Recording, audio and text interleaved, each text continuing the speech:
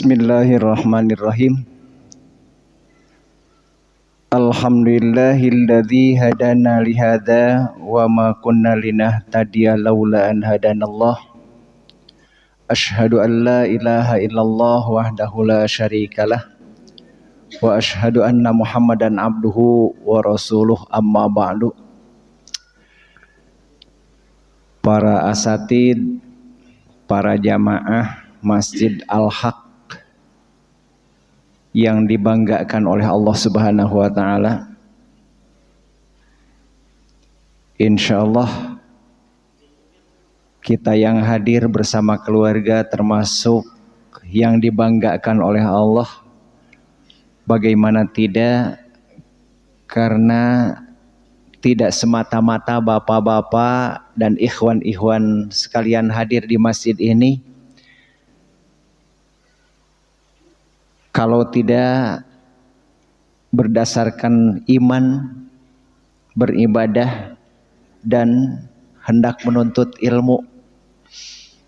Sedangkan orang yang memiliki iman dan menuntut ilmu itu jelas-jelas dibanggakan oleh Allah.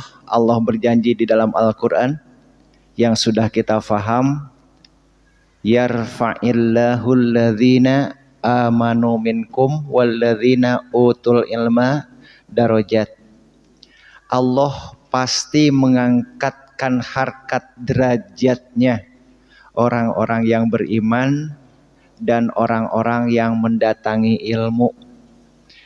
Oleh karena itu saya selalu ingin berdoa kepada Allah Subhanahu wa taala, semoga para jamaah khususnya yang hadir dan keluarganya termasuk hamba-hamba yang diridhoi oleh Allah, diampuni dosanya oleh Allah, wafat dalam keadaan husnul khotimah, dan dikumpulkan dalam surganya Allah Subhanahu wa taala. Amin. Ikhwatu iman, termasuk daripada kebiasaan Rasul dan para sahabatnya, kalau sesudah maghrib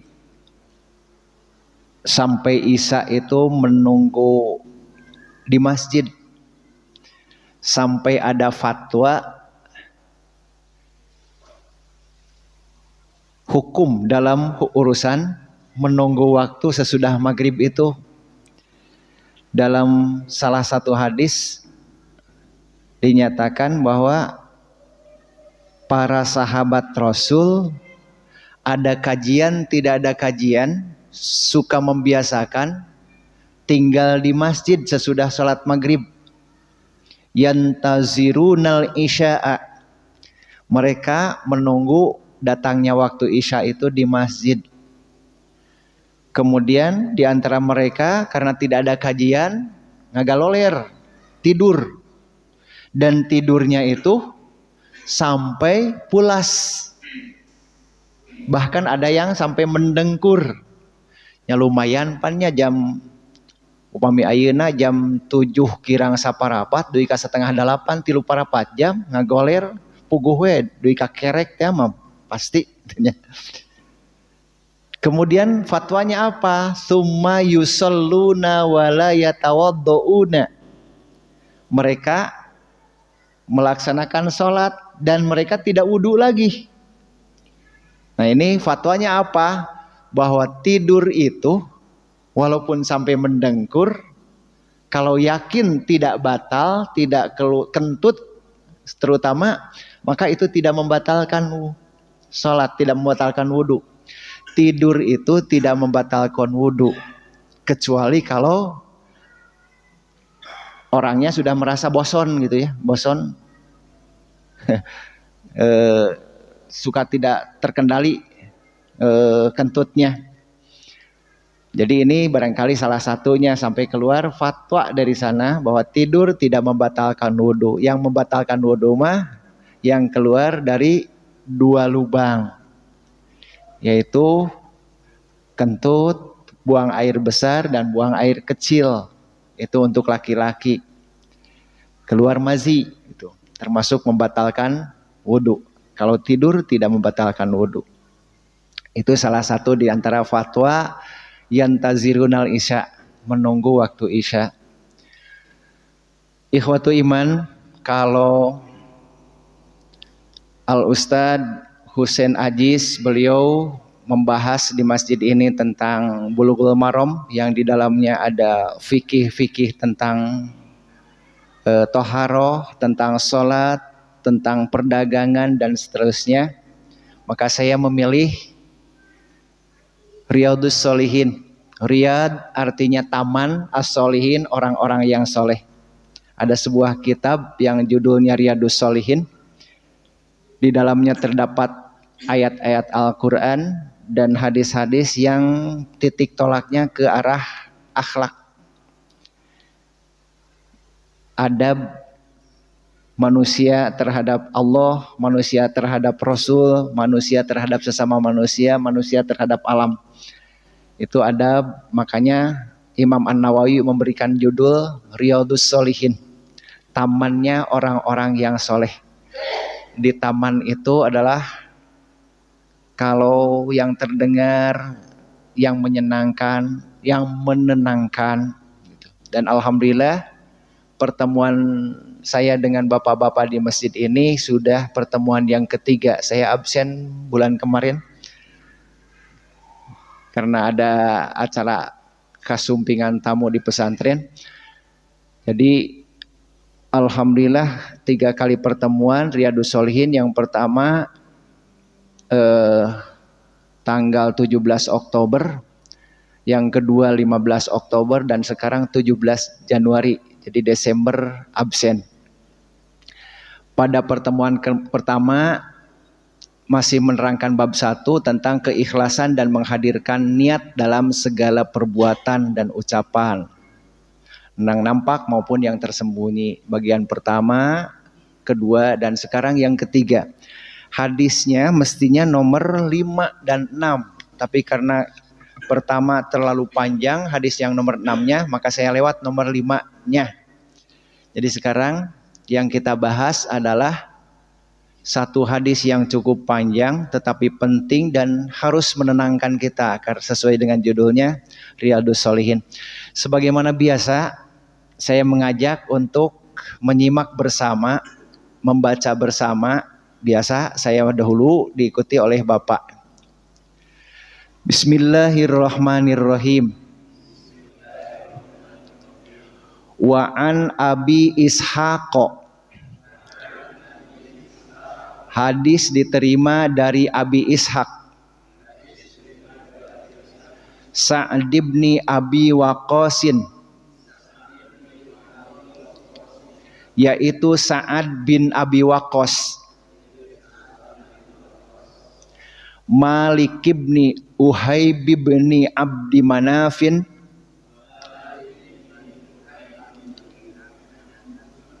Ibni Zuhrah Ibni Kilabin,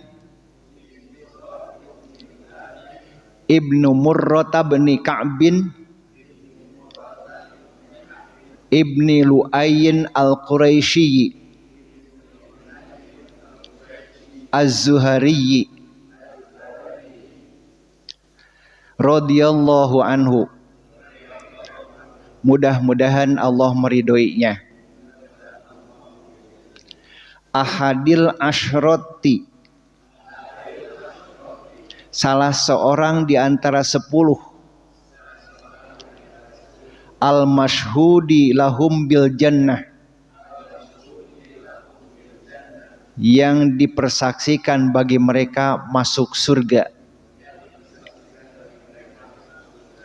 Radhiyallahu anhum, mudah-mudahan Allah meridhoi mereka. Qala, Sa'ad bin Abi Waqqas berkata, Ja'ani Rasulullah sallallahu alaihi wasallam, telah datang kepadaku Rasulullah sallallahu alaihi wasallam, ya'uduni, beliau menengok aku, ama hajjatil wada'i, pada tahun haji wada, min waja'in, dari sakit, ishtadda bi, yang cukup parah bagiku. Fakultu, maka aku katakan, ya Rasulullahi, wahai Rasulullah, ini sesungguhnya saya, qad balagha bi, sudah sampai kepadaku,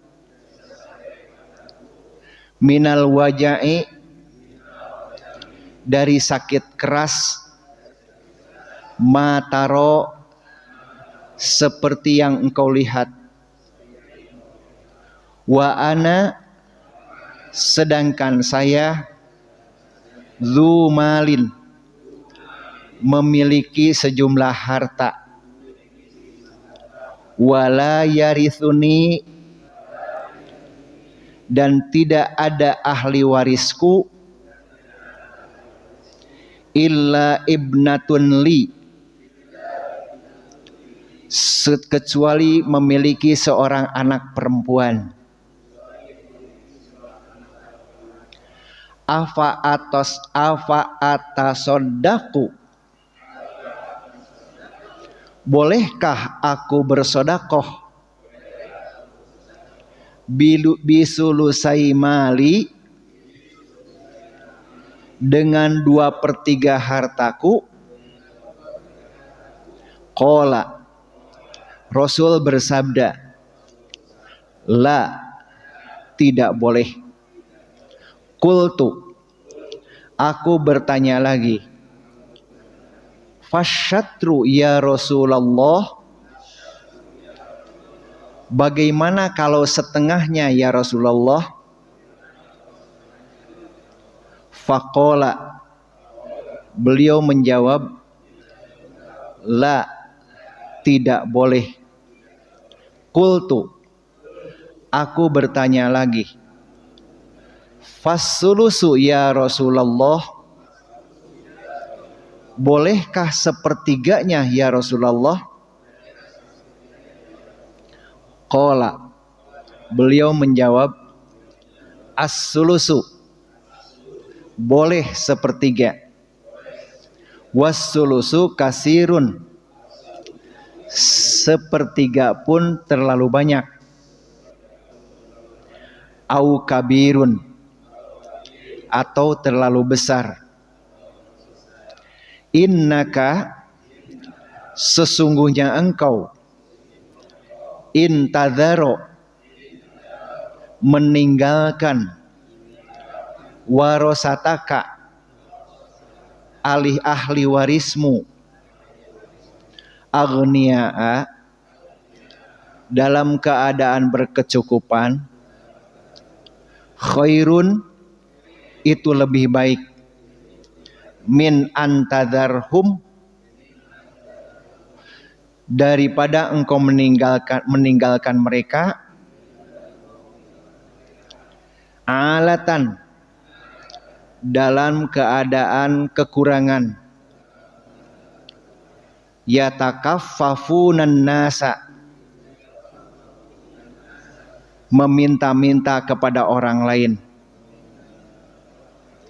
Wa innaka, dan sesungguhnya engkau, lan tunfiqa, tidak akan menginfakkan, nafakotan, satu nafakoh, tabtaghi biha, yang engkau harapkan dengannya, wajhallahi, keridhaan Allah, illa ujirta 'alaiha, kecuali engkau akan mendapatkan pahala darinya.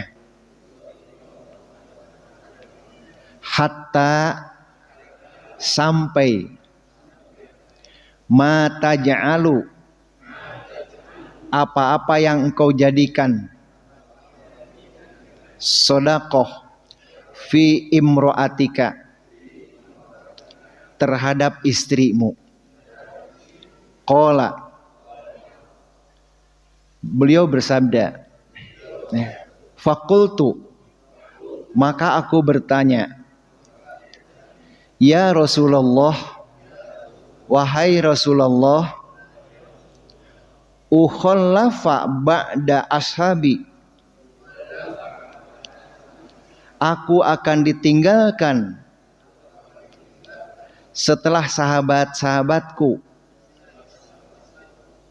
Qala, sabda Rasul, innaka, sesungguhnya engkau, lan tukhallafa, tidak akan ditinggalkan, fata'malu, dan engkau beramal, amalan, dengan satu amalan, tabtagi, yang engkau harapkan, bihi, dengan amalan itu, wajhallahi, keridhaan Allah, illa, kecuali, izdadta, akan bertambah untukmu, bihi, dengan amal itu, darajatan, derajatmu, warifatan, dan keluhuranmu, wala'allaka, dan semoga engkau, antukhallafa, ditinggalkan, hatta, sampai, tantafi'a, bermanfaat, bika, bagimu, aqwamun, bagi sekian kaum, wa yudurro, dan mencelakakan, bika, dengan amalmu itu, akharun, mereka orang kafir. Allahumma, ya Allah, amdi, sempurnakanlah, li ashabi, pahala bagi sahabat-sahabatku, hijratahum, hijrah mereka, wala taruddahum, dan jangan engkau murtadkan mereka, ala a'nakihim, dalam kekafiran,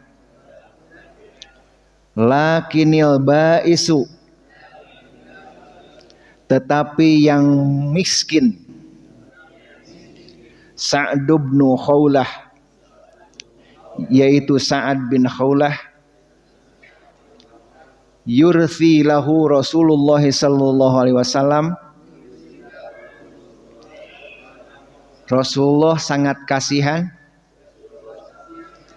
an mata, sebab dia matinya, bi Makkah, di Mekah, mutafakun alaih, hadis riwayat Bukhari Muslim.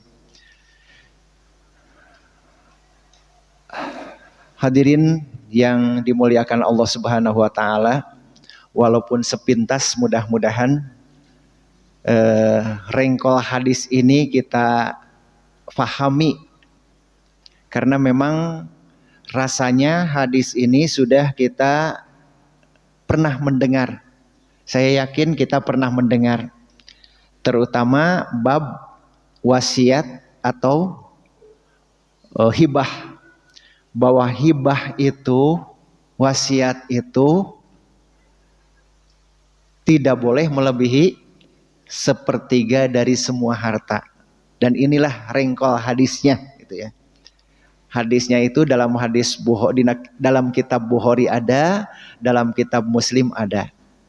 Ini salah satu yang membuat kita tenang. Kalau ada hadisnya kan saya tenang, itu kan. Yang namanya Riyadhus Shalihin itu supaya jadi ketenangan buat kita. Apa ada hadis yang menerangkan bahwa hibah itu tidak boleh lebih dari sepertiga. Inilah hadisnya, panjang sekali. Hadisnya dari seorang yang bernama Sa'ad bin Abi Waqqas. Apalagi wasiat itu juga tidak boleh melebihi 1/3 dari semua harta. Dan ini adalah mengandung unsur hukum yang langsung dari Rasulullah SAW. Dengan demikian, orang yang menghibahkan hartanya lebih dari 1/3 itu tidak termasuk orang yang hebat gitu. Walaupun boleh sebenarnya kalau bicara oleh imam-imam bahwa Rasulullah mengingatkan ini tidak berarti haram gitu. Boleh, tetapi tidak nyunah seperti yang dianjurkan Rasul. Jadi kalau kita punya harta 1 miliar, itu maksimal 330 juta yang kita hibahkan, baik untuk orang per orang ataupun untuk wakaf. Jadi jangan saya punya 1.500.000.000 yang saya ingin wakafkan, itu kurang yunah gitu ya. Walaupun memang boleh dengan catatan ada alasan. Apa alasannya? Pernah Abu Bakar mau mewakafkan, mewakafkan, menghibahkan semua keuntungan, maksudnya hampir semua hartanya kecuali yang dimodalkan, untuk kepentingan perang Badar. Sampai Rasul bertanya, mana harta untuk keluargamu? Sabda Rasul. Maka jawaban Abu Bakar, kafa biyallah wa rasuluh. Hartaku adalah Allah dan Rasulnya. Nah, alasannya apa? Karena Abu Bakar itu seorang pengusaha yang seandainya hari ini hartanya habis, esok lusa sudah pasti akan pulang lagi hartanya. Jadi istilahnya yang di luar yang digolangkan disodakohkan oleh Abu Bakar, maka yang digolangkan ini esok juga akan bertambah lagi. Dan memang kejadiannya seperti itu. Tos kagamar lah, seandainya ini lebih dari 1/3 diwakafkan, disodakohkan untuk perang Badar, yang ini yang sedang digolangkan itu esok lusa juga kembali lagi gitu. Nah ini yang bolehnya. Tapi upami sakitu-kituna jaba pensiun gitu terus disodakohkan. Nah ini tidak disyariatkan gitu ya, tidak disyariatkan. Kita telisik dari awal. Pertama yang kita lihat adalah siapa Sa'ad bin Abi Waqqas. Karena ini yang membawakan hadisnya sahabat yang bernama Sa'ad bin Abi Waqqas, tentunya dari Imam Bukhari atau Imam Muslim, menerima dari rawi tabi'in baru ke sahabat, dan sahabatnya itu adalah Sa'ad bin Abi Waqqas. Dan Sa'ad bin Abi Waqqas langsung bertemu dengan Rasulullah SAW. Sa'ad bin Abi Waqqas kalau dilihat dari sini, Sa'ad bin Abi Waqqas itu yaitu Malik bin Uhaib bin Abdi Manaf bin Zuhroh bin Kilab. Kita kenal bahwa Rasul pun keturunan itu. Rasulullah Muhammad SAW bin Abdullah bin Abdul Muttalib bin Qusay bin Kilab. Jadi sanaonnya Bapak Muhammad, Abdullah, Abdul Muttalib, Qusay, Kilab, turunan kelima. Jadi bapak, aki, uyut, bau, udeg-udeg, saudeg-udeg dengan Sa'ad bin Abi Waqqas gitu. Dari kilabnya. Jadi kalau Abi Waqqas itu dari bin Zuhroh bin Kilab, kalau Rasulullah bin Qusay bin Kilab gitu. Jadi saudeg-udeg stacandui kajang ngawaring. Jadi ada hubungan saudara, masih ada silsilah dengan Sa'ad bin Abi Waqqas. Dan Sa'ad bin Abi Waqqas itu termasuk 10 sahabat yang kaya raya. sahabat yang kaya raya di antara sahabat Rasul. Abu Bakar di antaranya, Abdurrahman bin Auf, Sa'ad bin Abi Waqqas, kemudian yang mewakafkan sekarang di Kairo Al-Azhar itu sampai lupa namanya, Ibnu siapa itu? Amr bin As. Jadi Amr bin As itu adalah yang mewakafkan masjid pesantren Al-Azhar.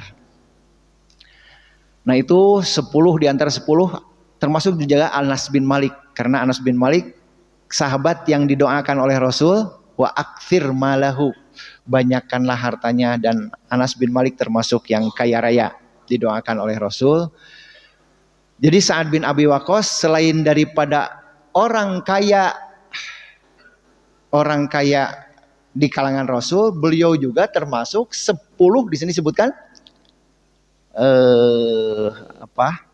ahadil asyrati al-masyhudi lahum bil jannah. Sa'ad bin Abi Waqqas adalah orang kaya di zaman para sahabat.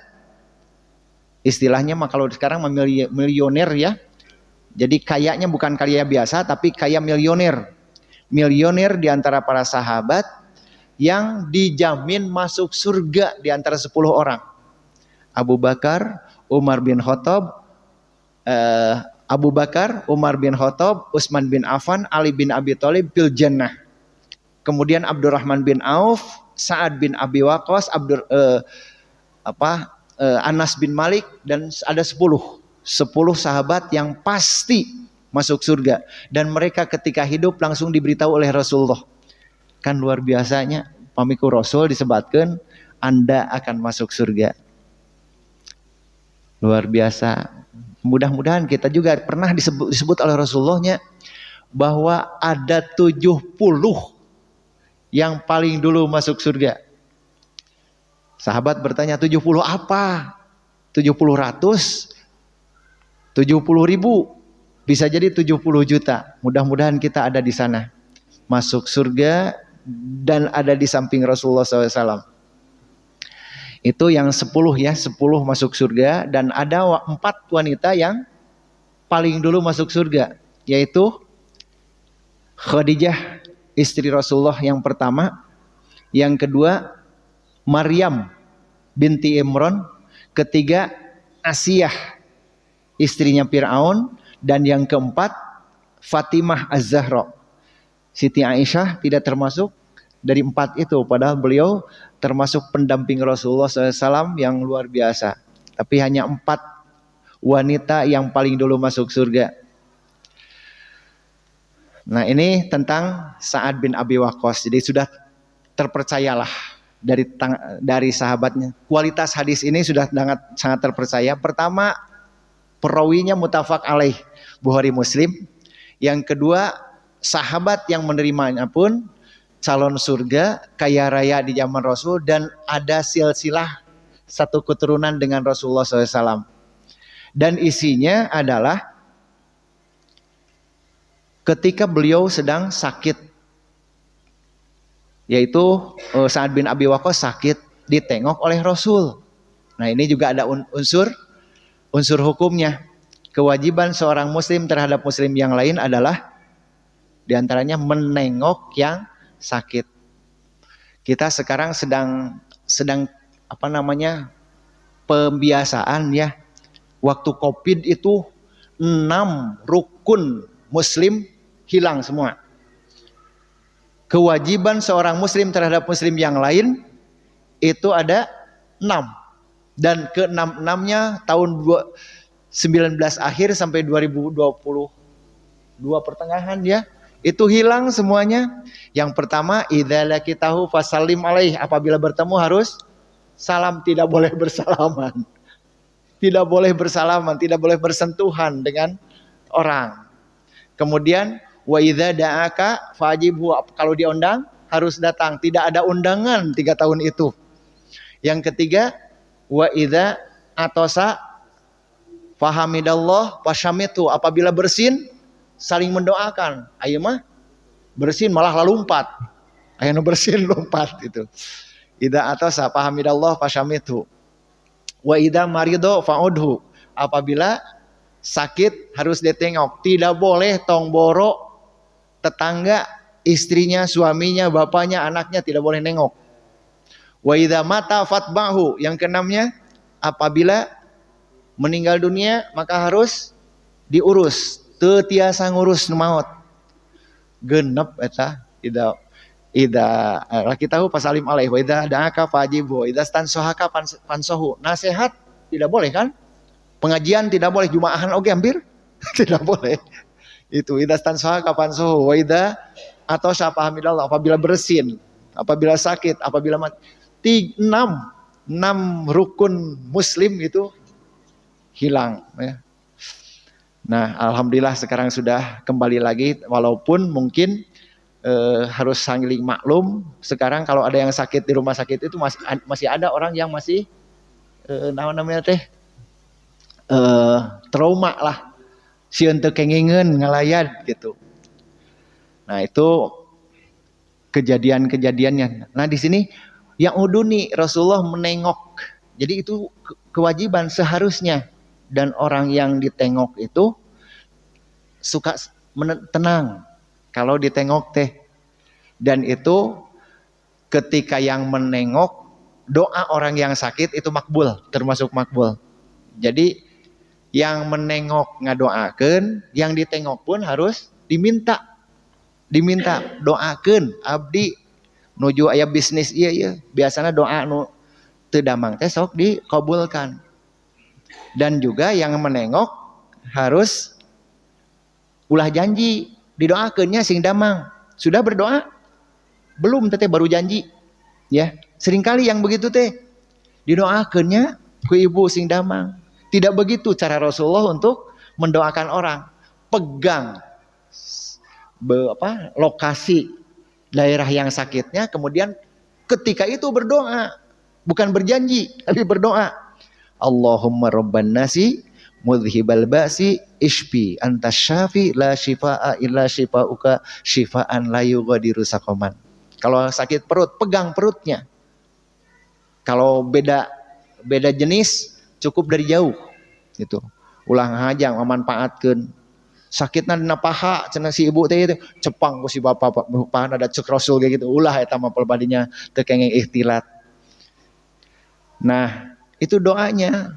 Ya Allah yang mampu untuk menghilangkan segala bala bencana, sembuhkanlah saudaraku ini, karena tidak ada kesembuhan selain, tidak ada obat yang paling mujarab selain obat darimu. Ya Allah, sembuhkanlah dia dengan kesembuhan yang tidak menyisakan sedikit pun penyakit. As'alullahal azim rabbal arsyil azim ayyushfiyahu. Ya Allah, aku mohon kepadamu ya Allah yang maha agung, Tuhan aras yang maha agung, sembuhkanlah dia. Itu pada waktu itu berdoa, ulah janji.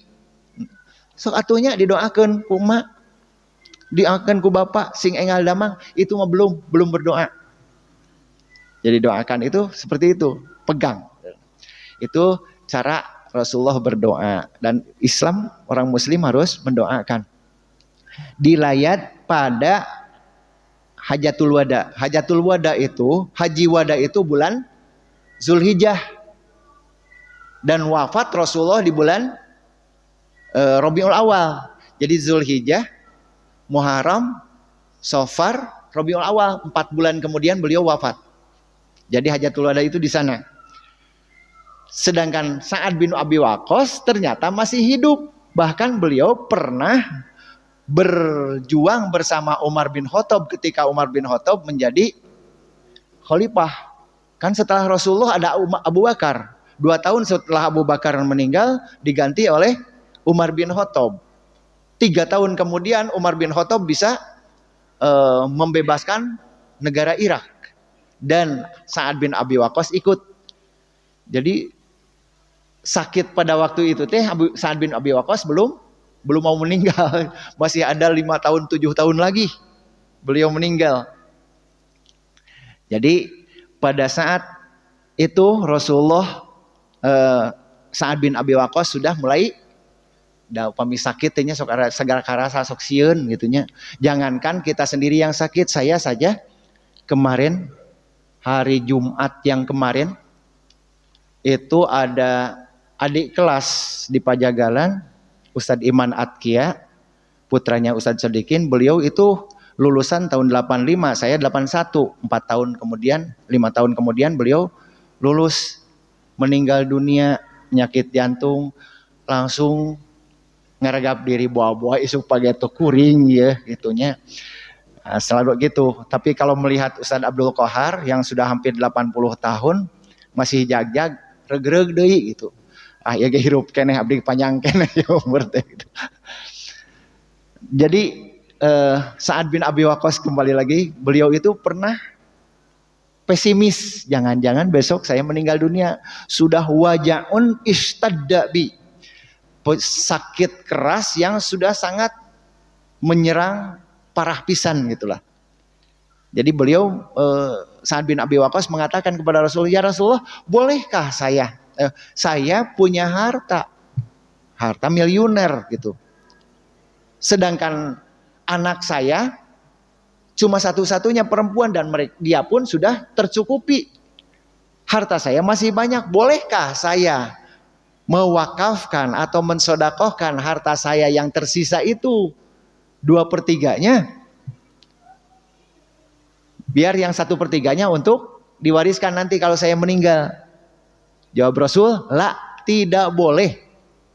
Ini la itu al aslu fin nahi li tahrim, aslinya mah pokok dalam larangan itu menunjukkan kepada haram. Illa madalla dalil ala, sudah waktunya ya? Setengah. Oh 30 ya, 5 menit deh. Bolehkah wakaf mensedekahkan dengan 2/3? Berarti yang 1/3 untuk diwariskan kepada anaknya, dan anaknya pun sudah berkecukupan. Rasulullah melarang, jangan. Setengahnya atuh, jangan. Sepertiganya atuh, boleh sepertiganya mah. 1/3 pun sudah termasuk terlalu banyak. Jadi ini menunjukkan bukan tidak boleh wakaf, bukan tidak boleh infak dan sedekah, tetapi ternyata infak kepada keluarga itu, jika ini hal yang positif, lebih baik untuk keluarga, menafkahi keluarga. Jangan dianggap, ya terutama barangkali ya bagi para para pelaksana pembangunan atau penagih zakat, itu tolong rada hati-hati. Karena jangan menganggap orang yang teu mayar infak sakitu beunghar, kalau memang dia berehan mah untuk keluarganya, ini untuk keluarga, ini untuk keluarga. Sedekah untuk keluarga itu lebih baik daripada sedekah untuk yang lain gitu. Intinya mah. Bahkan di sini disebutkan juga mata ja'alu fi imra'atika. Apa yang engkau sedekahkan, infakkan untuk istrimu itu adalah sedekah yang besar, lebih besar daripada sedekah keluar. Jadi boleh. Dan seandainya kita mau investasi untuk jariah, jariahkanlah 1/3-nya. Gitu. Jariahkanlah 1/3-nya, sedekahkan. Kalau ketika hidup namanya hibah. Jadi kita masih hidup, kemudian kita keluarkan harta kita 1/3-nya, itu namanya hibah. Tapi kalau kita berpesan, seandainya saya meninggal dunia, maka titip harta yang ini berikan ke masjid, berikan ke madrasah, berikan ke pesantren, atau berikan kepada si fulan. Nah itu namanya wasiat. Bedanya wasiat dengan hibah itu. Jadi kalau hibah itu memberikannya pada saat hidup, kalau wasiat itu berpesan agar ketika saya meninggal dunia, berikan harta ini kepada si fulan. Dan itu namanya wasiat. Rasul mengatakan bahwa wasiat itu harus ditulis. Harus ditulis. Dan beliau mengatakan simpan di bawah bantal. Artinya harus di sing apik. Sanes simpan di bawah bantal. Artosna pan ai bantal manajan bobo katindihan gitu. Jadi selalu dijaga. Jadi jangan mentang-mentang terusnya disimpan di hanapeun bantal. Kumaha pami aya nu maok di hanapeun bantal oge. Yang pentingnya itu dijaga baik-baik. Kalau ada wasiat, seandainya tidak ada wasiat itu tidak tertulis dan tidak bisa dipertanggungjawabkan, tidak ada saksi, maka wasiat itu menjadi batal. Bisa dibatalkan maksudnya. Kecuali kalau ahli waris setuju, ya saya setuju. Biasanya wasiat diberikan juga kepada selain kepada yang biasa wakaf gitu ya, atau kepada lembaga, biasanya kepada anak angkat. Kade hati-hati bahwa anak angkat itu perlu diberi wasiat atau diberi hibah sebelum kita meninggal. Kalau kita sebagai punya anak angkat, karena anak angkat tidak mendapatkan waris.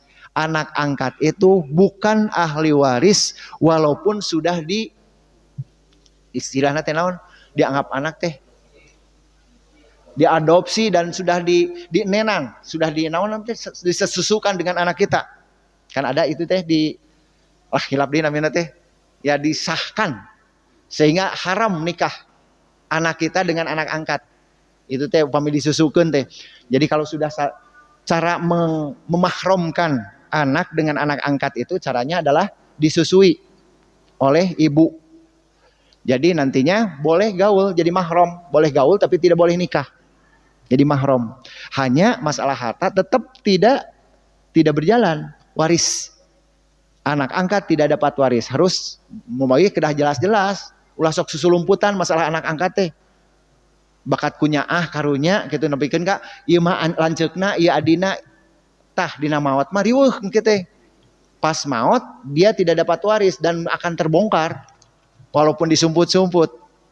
Itu. Banyak kejadian seperti ini sehingga perlulah bagi bapak-bapak yang ibu-ibu yang punya anak angkat, ulah sok susulumputan. Jelaskan saja bahwa engkau itu bukan anak saya. Rasul juga ada Zaid bin Haris itu bukan, pernah Nabi mengatakan Zaid itu Zaid bin Muhammad, tapi ditegur oleh Allah bahwa Zaid itu bukan bin Muhammad, tetap Zaid bin Haris gitu. Nah itu ada hukum-hukum yang boleh dikatakan kalau di Riyadhus Shalihin berarti harus menenangkan kepada kita, oh gitu.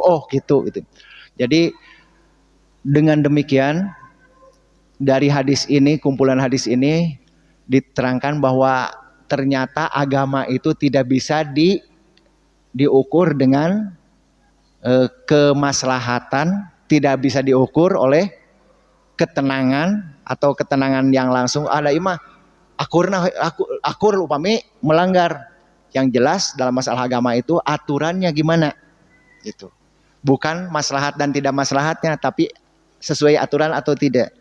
Sampai ukuran 1/3, 2/3 atau setengah itu dijelaskan sekali. Itu barangkali sepintas. Nah, kalau diterangkan lebih banyak lagi insya Allah bapak-bapak bisa menerangkan kembali ya dari hadis ini, yang pada dasarnya intinya itu adalah hibah dan wasiat itu tidak boleh melebihi 1/3. Jika ada yang melebihi dari 1/3 maka boleh dilanggar walaupun sah. Namanya di BPN di mana? Di notaris. Sudah dinotariskan bahwa harta bapak saya itu diwakafkan 50% dari semua hartanya. Sudah ditandatangani dan disaksikan oleh notaris. Tetap tidak sah. Tetap tidak sah. Harus dilanggar. Hanya boleh itu 1/3. Ya, tidak boleh lebih dari 1/3. Boleh dilanggar. Apa dalilnya? La ta'ata li makhlukin an maksiatil khaliq. Tidak boleh taat kepada makhluk kalau disuruh untuk maksiat kepada Allah. Allah menetapkan 1/3, ya wayahna 1/3. Sakitu saja yang saya sampaikan. Mohon maaf kalau terkesan melebih-lebihi atau terkesan menggurui atau terkesan kurang baik, dan mudah-mudahan menjadi manfaat buat kita. Aqulu qouli hadza wa astaghfirullah li wa lakum. Rabbana atina fid dunya hasanah wa fil akhirati hasanah wa qina adzabannar. Wassalamualaikum warahmatullahi wabarakatuh.